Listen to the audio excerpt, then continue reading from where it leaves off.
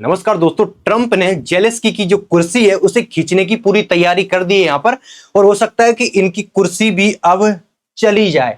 होने क्या वाला है 15 अगस्त को, एक तरफ जो हम आजादी सेलिब्रेट करने वाले हैं, दूसरी तरफ भी कुछ बड़ा महत्वपूर्ण एक मीटिंग होने वाली है ट्रंप की और पुतिन की।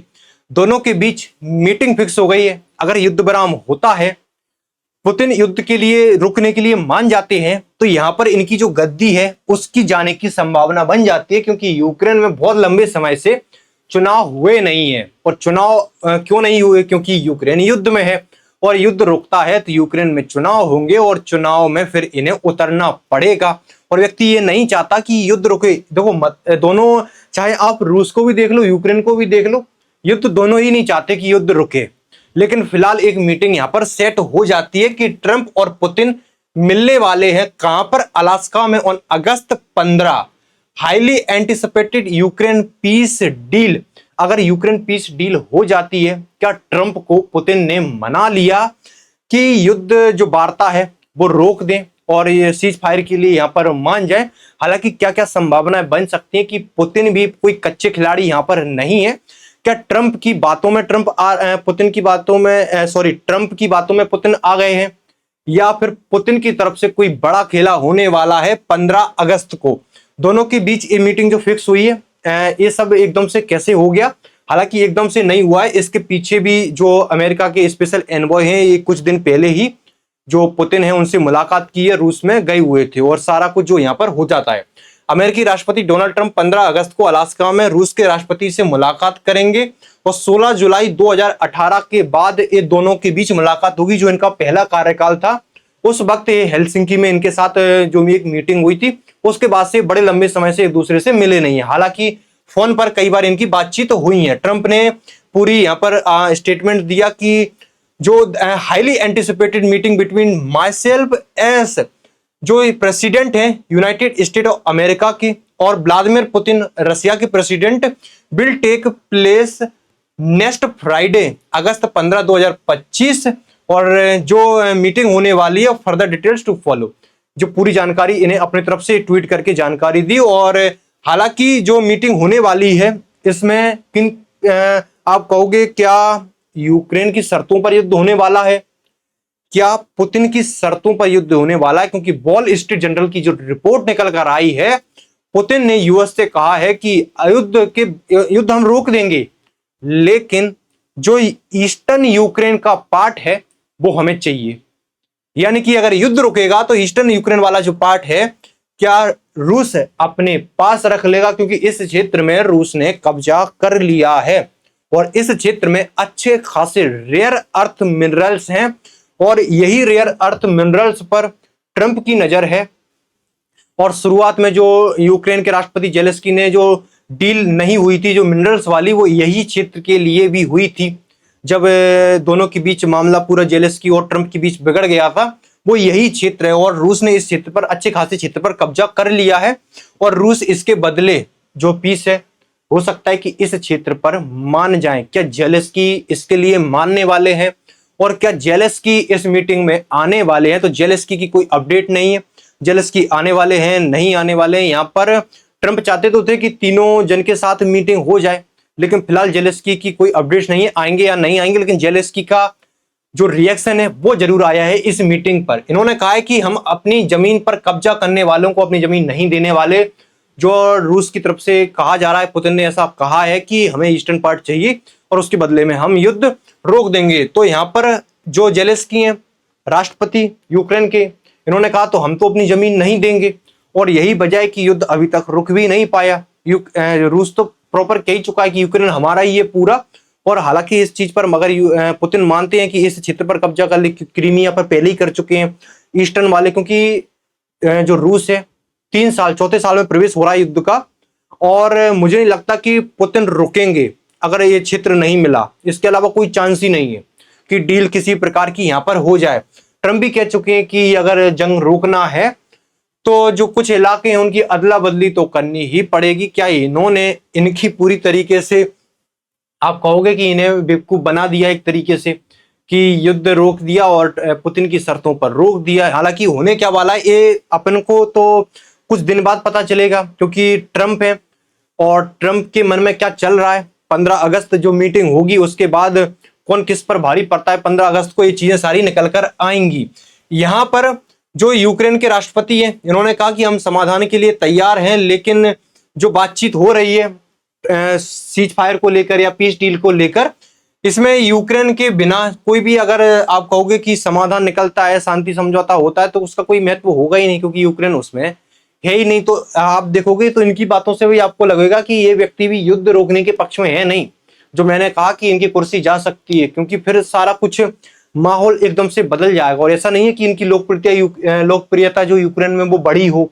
युद्ध के समय में किसी भी, आप कहोगे कि जो राष्ट्राध्यक्ष होता है उस देश का, लोकप्रियता कहीं हद तक बढ़ती नहीं है, क्योंकि लंबे समय तक अगर युद्ध में आप हो तो लोकप्रियता में आपको नीचे ही आते दिखेगा ग्राफ। कुछ दिन की झड़प हो उसमें आपको हो सकता है कि बेनिफिट मिल जाए यहाँ पर, लेकिन रूस की बात एक अलग है। वहां की अगर आप जो आम पब्लिक भी देखोगे तो वो राष्ट्र हित के लिए अलग ही प्रकार के वो व्यक्ति है रूस के लोग। लेकिन यूक्रेन को लेकर हालांकि आप इस चीज में संदेह बना हुआ है यहाँ पर कि वहां पर क्या प्रतिक्रिया होगी, क्या ये फिर से सत्ता में आ पाएंगे या नहीं आ पाएंगे अगर चुनाव होते हुए हैं। जो लास्ट बातचीत हुई थी ट्रंप की, फोन पर 4 बार बातचीत कर चुके हैं जब से ट्रंप राष्ट्रपति बने हैं। 4 जून 2025 को इनकी आखिरी बार बात हुई थी और उस बातचीत में काफी गर्मा गर्मी हो गई थी दोनों के बीच कि ट्रंप ने कहा कि पुतिन फोन पर तो बढ़िया बात कर लेते हैं, लेकिन जैसे ही फोन कटता है उसके बाद तुरंत बाद यूक्रेन पर बड़ा तगड़ा हमला कर देते हैं, और उसके बाद से फिर इनकी फोन पर बातचीत नहीं हुई है। हालांकि एक प्रस्ताव को लेकर बातचीत चल रही है कि ये प्रस्ताव हो सकता है अगर पूर्ण युद्ध विराम नहीं होता है।